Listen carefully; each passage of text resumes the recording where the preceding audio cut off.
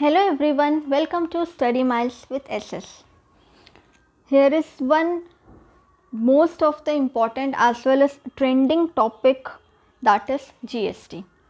It is a topic of paper 2 commerce for UGC NET aspirants, and I must say this topic is not only important for commerce student but as well as non-commerce students should also know about what is GST. What is GST? With the advent of GST, what changes took place in our country? ये सारी चीज़ें हैं जो non commerce students के लिए भी beneficial होंगी. सो आज हम लोग स्टार्ट करते हैं. वन लाइनर्स बेसिक फैक्ट्स इसमें होंगे. पेपर 2 कॉमर्स का ये टॉपिक है और NT/UGC NET JRF के लिए पेपर 2 में आता है और बहुत सारे कॉम्पिटिटिव एग्जाम्स में भी इससे रिलेटेड क्वेश्चंस पूछे जाते हैं. सो स्टार्ट करते हैं without wasting any more time. Okay, the first point is direct tax is a progressive in nature.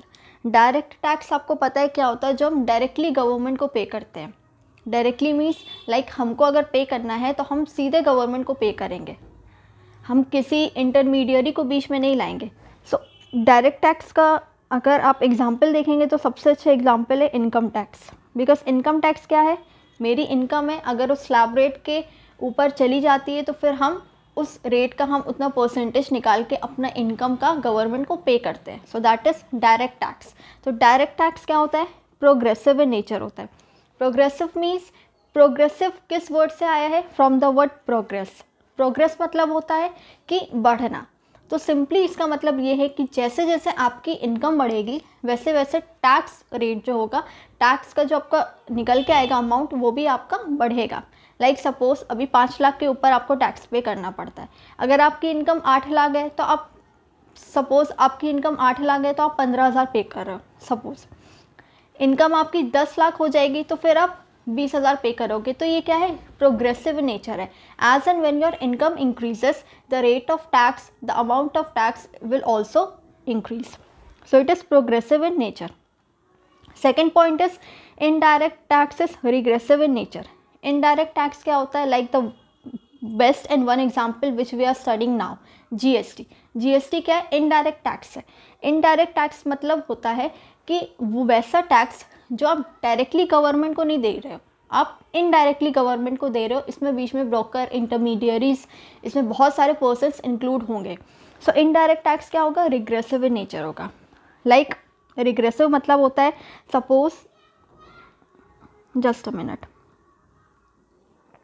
Okay, regressive in nature क्या होता है? लाइक जो भी रेट्स चल रहा है GST का, सपोज GST का रेट चल रहा है 5%, कहीं कहीं चल रहा है, कहीं कहीं 18 चल रहा है, कहीं कहीं 28 चल रहा है. तो ये जो रेट्स है ये क्या है? ये सबके लिए इक्वल होगा. अगर आप मिडिल क्लास फैमिली में बिलोंग करते हैं तो भी वो रेट आपके लिए वही होगा. हायर क्लास फैमिली से जो बिलोंग करता है उसका रेट भी वही होगा. जो पुअर फैमिली से बिलोंग करता है उसको भी वही रेट पे टैक्स देना होगा. सो ये क्या है? रिग्रेसिव नेचर मीन्स जो रेट होगा वो सब पर्सन के लिए सेम होगा. ओके, नाउ नेक्स्ट है the burden of indirect tax is shifted to the other person.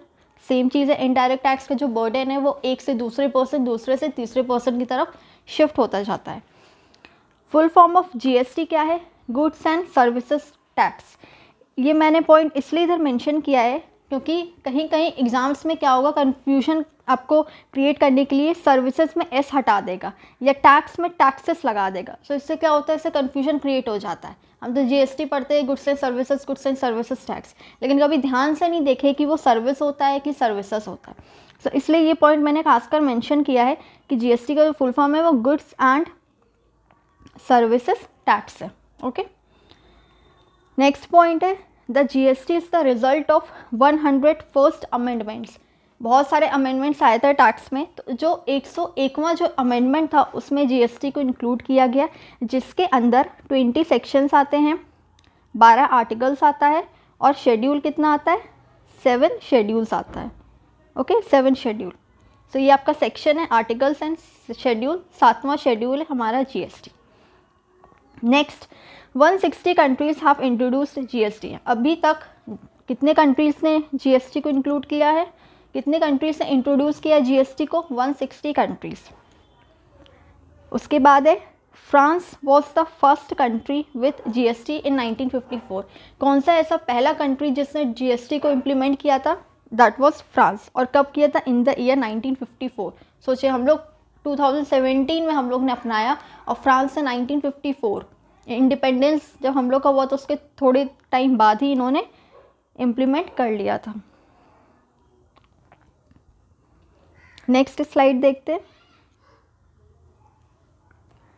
GST was introduced in India में कब आया? विथ इफेक्ट फ्रॉम 1 जुलाई 2017, 1 जुलाई 2017 को आया।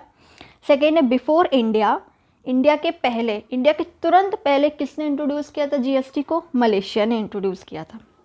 The idea of GST was first suggested by Kelkar task force in 2004। जो GST का जो idea था वो जनरल आइडिया किसने डेवलप किया था? केलकर टास्क फोर्स ने 2004 में सजेस्ट किया था कि इस टाइप का टैक्स हम ला सकते हैं जिसमें सारे टैक्स को सब्स्यूम्ड कर दिया जाएगा। तो in the year 2004 by Kelkar task force, ये इंपॉर्टेंट है। नेक्स्ट है the provisions related to GST council comes into existence on 12th September 2016 and President constituted it on 15th September 2016। जो भी जीएसटी से रिलेटेड जितने भी सारे जो भी प्रोविजंस थे कि ऐसा ऐसा होना चाहिए जीएसटी में, वो कब आया था? 12 सितंबर 2016 को आया था। प्रेसिडेंट ने इसे कब लागू करवाया था, कॉन्स्टिट्यूट किया था? 15 सितंबर 2016 को। नेक्स्ट है GST bill was passed by Lok Sabha on 6 मई 2015। 6 मई 2015 को जीएसटी जो है पहले लोकसभा में पास हुआ था, उसके बाद राज्यसभा में भी उसी दिन पास किया गया था 6 मई 2015 को। नेक्स्ट 17 टैक्सेस, 17 टैक्सेस जिसमें से सेंट्रल के कितने थे? 8 टैक्सेस थे और स्टेट के 9 टैक्सेस को सब्स्यूम्ड कर दिया गया इंट्रोडक्शन ऑफ जीएसटी। सब्स्यूम्ड करना मतलब एक तरह से मिला दिया गया कि सारे टैक्सेस के बजाय एक ही टैक्स लगेगा, दैट इज जीएसटी। तो कितने टैक्सेस थे वो? टोटल 17 टैक्सेस थे। GST consist of 35 acts, 35 act इसमें आते हैं जीएसटी में, जिसमें पहला है, फर्स्ट है सीजीएसटी। सीजीएसटी क्या? जीएसटी से तो आपको पता है goods and services tax. CGST से क्या होगा? सेंट्रल होगा। आईजीएसटी से इंटीग्रेटेड होगा। यूटीजीएसटी, यूटी से क्या होगा? यूनियन टेरिटरीज, हम लोग पढ़े थे ना, यूनियन टेरिटरीज। फिर 31 for SGST, state GST, state goods and services tax, जिसमें से 29 स्टेट्स के होंगे और 2 यूनियन टेरिटरीज के होंगे। फिर 1 फॉर कंपनसेशन सेस, कंपनसेशन देने के लिए एक एक्ट अलग से बनाया गया है, 2017 में ही बना था, तो उसको भी इसी में इंक्लूड किया गया है। ओके। फिर in Jammu and Kashmir GST was implemented from 8 July 2017। GST Jammu and Kashmir में कब इम्प्लीमेंट हुआ था? ठीक एक दिन ठीक हाँ 7 दिन बाद हुआ था। 1 जुलाई को हुआ था पूरे इंडिया में, लेकिन जम्मू एंड कश्मीर में कब हुआ था? 8 जुलाई 2017, 8 जुलाई से लागू हुआ था यहाँ। नेक्स्ट है the union finance minister. Union finance minister at present अभी कौन है? निर्मला सीतारमन जी हैं। Is the chairperson of GST council, GST council के चेयरपर्सन है। And the ministers nominated from different states are its members. और जो अलग अलग स्टेट से जो उसके मिनिस्टर्स जो नॉमिनेट किए गए वो क्या होते हैं? उसके मेंबर होते हैं। और चेयरपर्सन कौन है? हमारे फाइनेंस मिनिस्टर होते हैं। ठीक है, अभी निर्मला सीतारमन जी है तो इसीलिए फाइनेंस मिनिस्टर अभी ये हैं, तो चेयरपर्सन जीएसटी काउंसिल की ये रहेंगे। अगर वो चेंज हो जाएगा फाइनेंस मिनिस्टर और कोई आ जाएंगे तो फिर वो होंगे। ओके, नेक्स्ट देखते हैं कुछ जो आर्टिकल्स, जो कुछ इसमें इंपॉर्टेंट आर्टिकल्स आए हैं, तो जो इम्पॉर्टेंट है वही मैं लेके आई हूँ, तो पढ़ते हैं। आर्टिकल 265 क्या कहता है? No tax shall be levied और collected except by authority of law.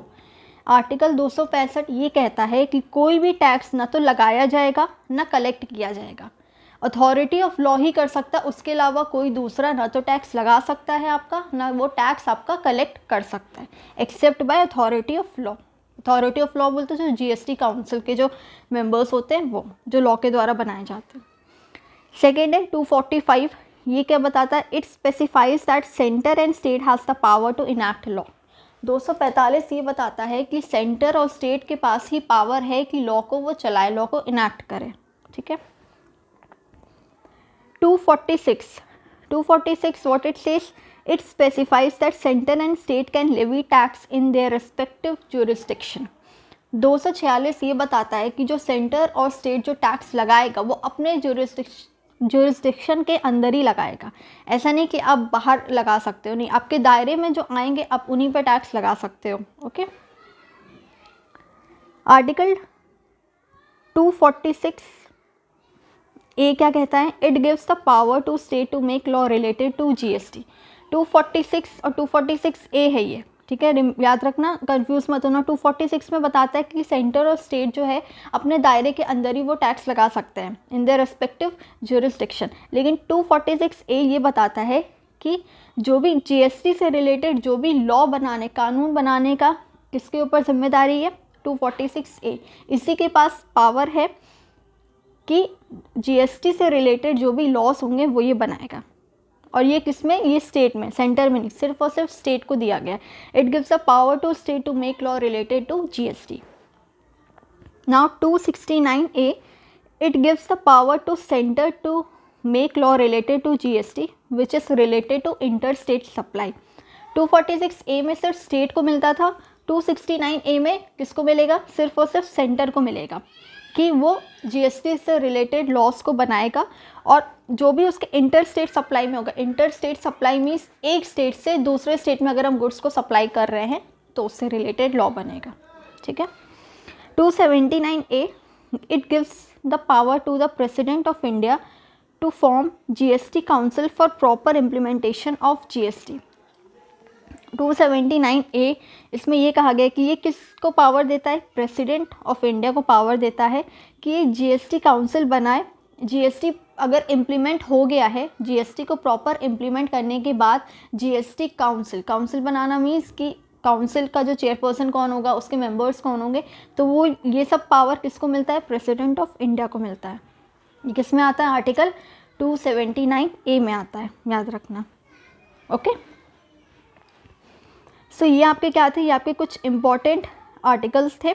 अब आगे देखते हैं, इसके कुछ फीचर्स देखते हैं, इसके कुछ विशेषताएं देखते हैं जीएसटी के। ऐसे जो ऊपर भी पढ़े हैं वो भी कैरेक्टरिस्टिक्स में ही आते हैं, लेकिन अलग से भी कुछ कुछ फीचर्स थे तो मैं वो लेके आई हूँ। It is applicable on supply of goods and services. ठीक है, ये गुड्स और सर्विसेज दोनों में ये अप्लाई होता है, एप्लीकेबल है। Previously it was applicable on manufacturing sale of goods and services. पहले क्या था? ये सिर्फ और सिर्फ मैन्युफैक्चरिंग गुड्स पे लगता था। अब क्या है? ये मैन्युफैक्चरिंग से लेकर के रिटेलिंग तक ये आपका लगता है, एप्लीकेबल होता है सारे के सारे गुड्स में और सर्विसेज में। पहले सिर्फ सेल में लगता था, जैसे वैट लगता था, ठीक है, वैल्यू एडेड टैक्स लगता था, सेल्स टैक्स लगता था, तो ये सिर्फ सेल में लगता था। लेकिन जीएसटी क्या है? परचेज से सेल सब में लगता है। It is based on the principle of destination. ये कहाँ, ये किस पर्पस, इसका पर्पस क्या है? ये मेनली प्रिंसिपल ऑफ डेस्टिनेशन पे बेस करता है। इसका जो बेस है वो डेस्टिनेशन पे। डेस्टिनेशन मतलब फाइनली जहाँ पे मेरा गुड्स पहुँच रहा है, मेरा डेस्टिनेशन है। सपोज़ हम मैन्युफैक्चरिंग कंपनी है, हमने सपोज़ हमने वाटर बॉटल्स हमने बनाया है, ठीक है, तो मेरा डेस्टिनेशन क्या है? अब जैसे मैं बिहार की हूँ, पटना की हूँ, तो मेरा डेस्टिनेशन है सपोज़ यूपी में लखनऊ, तो मेरे गुड्स लखनऊ तक पहुँच रहे हैं। तो जो डेस्टिनेशन स्टेट है, डेस्टिनेशन कंट्री है जो सपोज़ लखनऊ, तो वहाँ पे वो प्रॉपर क्या जीएसटी वहाँ पे लगेगा। ठीक है, तो it is based on the principle of destination. GST ऐसे हम लोग देते हैं, ऐसे मैन्युफैक्चरिंग है, अब मेरे से कोई होलसेल में ख़रीदा, होलसेल वाला रिटेल में ख़रीदा, रिटेल वाला फिर फाइनली वो कंज्यूमर को देगा, तो इसमें क्या होगा? इसमें सब में जीएसटी लगेगा, लेकिन फाइनल जो डेस्टिनेशन होगा वो जीएसटी कहाँ पे एक्सेस मतलब किया जाएगा, अप्लाई कहाँ पे होगा? जो गवर्नमेंट को जो पे करना होगा, तो वो फाइनल डेस्टिनेशन जहाँ पे होगा वहाँ पे। Earlier it was based on the principle of origin. जो हमने बताया पहले, प्रिंसिपल ऑफ ओरिजिन, जैसे मैन्युफैक्चरिंग कंपनी हमें, तो अगर पहले के अकॉर्डिंग अगर टैक्स लगता तो फिर यहाँ मेरे साइड से लगता। ठीक है, प्रिंसिपल ऑफ ओरिजिन मतलब हम मैन्युफैक्चरिंग कंपनी हम बना रहे हैं, तो यहाँ पे प्रॉपर यहाँ से फिर जीएसटी लगता है। लेकिन अब जब जीएसटी इम्प्लीमेंट हो गया है तो क्या डेस्टिनेशन है, मीन्स जहाँ पे मेरा गुड्स फाइनली पहुँचा है, सर्विसेज जहाँ फाइनली पहुँचा है वहाँ से लगेगा। GST is a dual GST where both centre and state will charge GST. GST क्या है, डुअल जीएसटी है जहाँ पे सेंटर और स्टेट दोनों ही मिलके चार्ज करेंगे। GST will be levied only on imported goods not on exported goods because it is a destination based tax. GST जो है सिर्फ और सिर्फ इम्पोर्टेड गुड्स पे लगेगा जहाँ पे गुड्स पहुँच रहा है। इम्पोर्ट मतलब क्या, अब सब हम बोल रहे हैं कि इम्पोर्ट हो रहा है, इट मीन्स कि मेरे कंट्री में वो सामान आ रहा है तो हम जीएसटी लेवी करेंगे। और एक्सपोर्ट क्या होगा, अगर हम यहाँ से सामान बाहर भेजेंगे दैट इज़ एक्सपोर्ट। सो ये इम्पोर्टेड गुड्स में होगा, क्यों, क्योंकि ये डेस्टिनेशन क्या है, मेरा कंट्री में आ रहा सामान, तो डेस्टिनेशन मेरा कंट्री है। सो इसीलिए डेस्टिनेशन बेस्ड टैक्स है तो इम्पोर्टेड गुड्स पे लगेगा rather than exported goods. Next है रेट्स क्या है, 0%, 5, 12, 18, 28। ये अलग अलग तरह के रेट्स हैं, अलग अलग जगह अलग अलग रेट्स लगते हैं, ठीक है। 2 special rates are also in GST which are 3% and 0.25%। These rates are applicable on gold and precious stones. ये 5 रेट तो ऐसे हैं जो लगने ही लगने, इसके अलावा 2 ऐसे रेट्स हैं जो कभी कभी लगते हैं, कुछ चीज़ों पे, कुछ आइटम्स पे लगते हैं। कौन कौन से, 3% और 0.5%।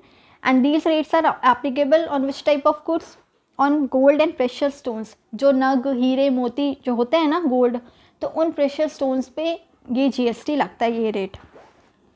अदरवाइज जो बाकी नॉर्मल गुड्स होते हैं उसमें जीएसटी का रेट यही है, 0 to 28%।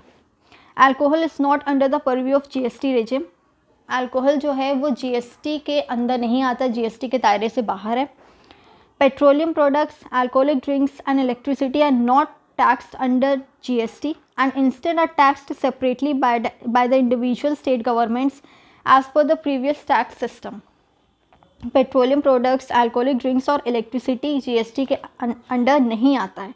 और पहले क्या होता था, ये स्टेट गवर्नमेंट्स अलग अलग जगह जो स्टेट गवर्नमेंट्स है वो टैक्स लगाती थी इन गुड्स पे, पहले के टाइम में, जीएसटी जब नहीं आया तो उसके पहले के टाइम में।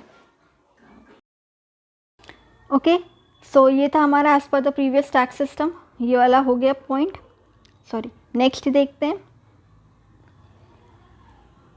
The single GST subsumed several taxes and levies which included central excise duty, service tax, additional custom duty, surcharges, state level value added tax and octroi। इस पॉइंट में कह रहा है कि जो सिंगल जीएसटी है इसके अंदर सारे टैक्सेस को मिला दिया गया है। कौन कौन से टैक्स, जो पहले हमारे जो अलग अलग तरह के जो टैक्स होते थे, सर्विसेज टैक्स हो गया, value taxes, surcharges, octroi duty, import duty, export duty, added taxes, ये सारे जो भी टैक्सेस थे इसको सबस्यूम्ड करके क्या लाया गया, एक सिंगल जीएसटी लेके आया गया है। ओके, अब देखते हैं, there are certain goods which have to be kept outside from the purview of GST. कुछ गुड्स ऐसे होते हैं जो जीएसटी के बाहर ही हैं। अल्कोहल फॉर ह्यूमन कंजम्पशन, जो ह्यूमन कंजम्पशन के लिए जो अल्कोहल है, विस्की है, वो क्या है, जीएसटी के दायरे के बाहर है। That is not for commercial use. Commercial use के लिए नहीं होना चाहिए। अगर आप बिजनेस यूज़ के लिए कर रहे हो, कमर्शियल यूज़ के लिए कर रहे हो तो फिर उसमें जीएसटी लगेगा, बट अगर आप खुद के कंजम्पशन के लिए कर रहे हो देन आपका जीएसटी नहीं लगेगा। पेट्रोल एंड पेट्रोलियम प्रोडक्ट्स, इसमें अभी फ़िलहाल इसमें जीएसटी नहीं लग रहा है, पेट्रोल एंड पेट्रोलियम प्रोडक्ट्स, लेकिन आने वाले टाइम में जीएसटी लग भी सकता है। ठीक है, सिर्फ इसमें लिखा गया है कि अभी फ़िलहाल नहीं लग रहा है, लेकिन कमिंग टाइम में अगर कुछ भी नया इम्प्लीमेंटेशन हुआ तो फिर जीएसटी लग सकता है। इसमें क्या क्या आता है, petroleum crude, high speed diesel, motor spirit, natural gas, aviation turbine fuel, ये सब में अभी जीएसटी फ़िलहाल नहीं लग रहा, but at a certain time GST can and can not be levied. ठीक है, मे और मे नॉट वाली चीज़ है इसमें। नेक्स्ट देखते हैं, एक टर्म आप लोग ने देखा होगा, goods and services tax network, GSTN, ये शॉर्ट फॉर्म है, ये आपने देखा होगा। ये क्या होता है, ये it is a non profit organization formed for creating a sophisticated network accessible to stakeholders, government and taxpayer to access information from a single source। ये क्या होता है, एक तरह का नेटवर्क है, जीएसटी नेटवर्क है, जो कि मेनली ये स्टेक होल्डर्स के लिए, शेयर होल्डर्स के लिए ये बनाए गए कि वो कुछ भी जो भी डेटा उन लोग को है वो एक्सेस तुरंत कर पाए, ठीक है। और and tax payers to access information, और जो टैक्स पेयर्स है, लाइक टैक्स पेयर कौन है, जिसका इनकम उस लेवल से ऊपर अगर चला जाता है तो वो टैक्स पेयर है, जो टैक्स देता है वो टैक्स पेयर। तो टैक्स पेयर के लिए भी है कि वो इन्फॉर्मेशन एक्सेस कर सकते हैं कि मेरे को कितना इन्फॉर्मेशन देना है, मेरे को कितना टैक्स देना है, मेरा टैक्स कहाँ कहाँ लगा है, मेरा इनपुट टैक्स क्रेडिट कितना हुआ है। तो जो भी बिजनेसमैन या कमर्शियल पर्पस के लिए जो यूज़ कर रहे हैं तो उनके लिए क्या है, एक GST यानी goods and services tax network, जो कि एक नेटवर्क है जो नॉन प्रॉफिट ऑर्गेनाइजेशन फॉर्म करता है। किस लिए? मेनली टैक्स पेयर के लिए फॉर्म करता है कि उन्हें अपनी इंफॉर्मेशन ईजिली मिल पाए। Okay, for tracking down every transaction, this portal is accessible to the tax authorities for tracking down every transaction. जो भी टैक्स अथॉरिटीज़ है उन्हें सारी चीज़ें पता रहे कि कौन टैक्स दे रहा है, किसका कितना टैक्स बाकी है, किसको कितना क्रेडिट देना है, ये सारी चीज़ें उन्हें इन्फॉर्मेशन उन्हें मिलती रहे टाइम टू टाइम। इसीलिए GSTN नेटवर्क जो है इसको इम्प्लीमेंट किया गया। Ability to connect for the tax return, जो अब टैक्स आप कर रहे हो तो ITR आप फाइल करोगे ही करोगे, तो कितना रिटर्न देना है, क्या सारी इन्फॉर्मेशन उसमें आपको मिल जाए। द GSTN's ऑथोराइज्ड कैपिटल इसका क्या है, 10 करोड़ है।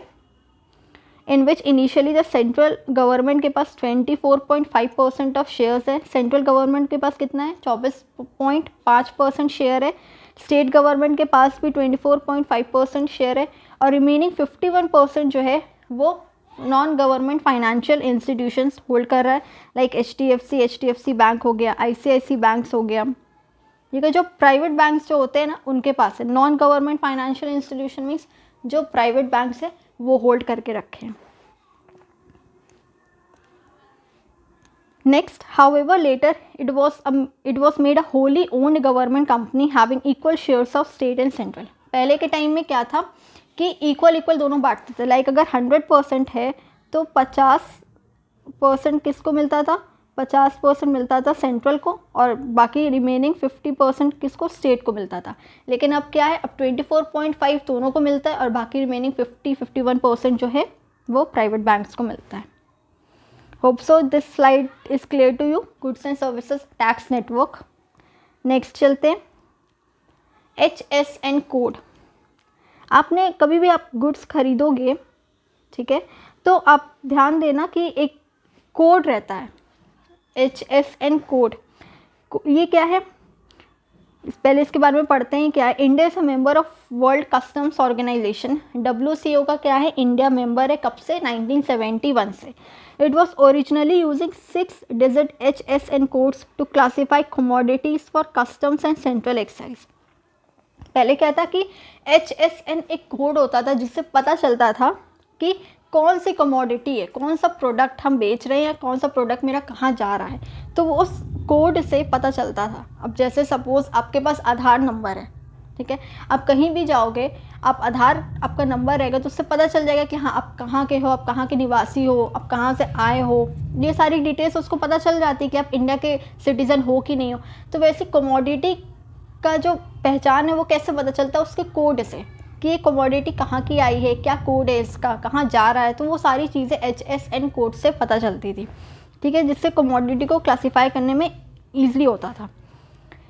Letter custom and central excise added 2 more digits to make the code more precise, resulting in an 8 digit classification। पहले 6 कोड होता था HSN का, ओके, पहले 6 कोड होता था, लेकिन बाद में क्या हो गया, इसका 8 कोड हो गया, ठीक है। HSN का फुल फॉर्म होता है, इसका फुल फॉर्म होता है harmonised system of nomenclature. Wait,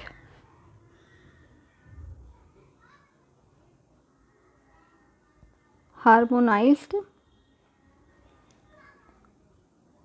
system of nomenclature, ठीक है, ये इसका क्या है, ये फुल फॉर्म है। ये मेनली किस लिए किया गया था कि गुड्स के क्लासिफिकेशन को जो है एक सिस्टमैटिक वे में हम कर पाएँ, जिससे कमोडिटीज़ और गुड्स का पता लग पाए कि वो किस कोड की है, कहाँ पे इसका मैन्युफैक्चरिंग कंपनी है, कहाँ से ये बन के आया है ये प्रोडक्ट ऑल ओवर वर्ल्ड में। The purpose of HSN code is to make GST systematic and globally accepted, कि ग्लोबली ये एक्सेप्ट भी हो जाए, आपको पता चल जाएगा कि कमोडिटी कहाँ की है। तो अगर जो भी कंट्री है वो एक्सेप्ट करना चाहेगी तो करेगी एक्सेप्ट। और मान लीजिए अगर कोई एलियन कंट्रीज़ है, अगर उसको पता है कि ये प्रोडक्ट यहाँ से बन के आ रहा है और वो एलियन कंट्रीज़ है, एलियन एनिमीज़ है आपस में, तो फिर वो नहीं एक्सेप्ट करेगा। इसीलिए गुड्स के क्लासिफिकेशन के लिए ज़रूरी है HSN code. Okay, this is the full form harmonised system of nomenclature. ये 8 डिजिट का होता है, याद रखना। पहले 6 का था बट अब 2 डिजिट और ऐड कर दिए गए, अब 8 डिजिट का है।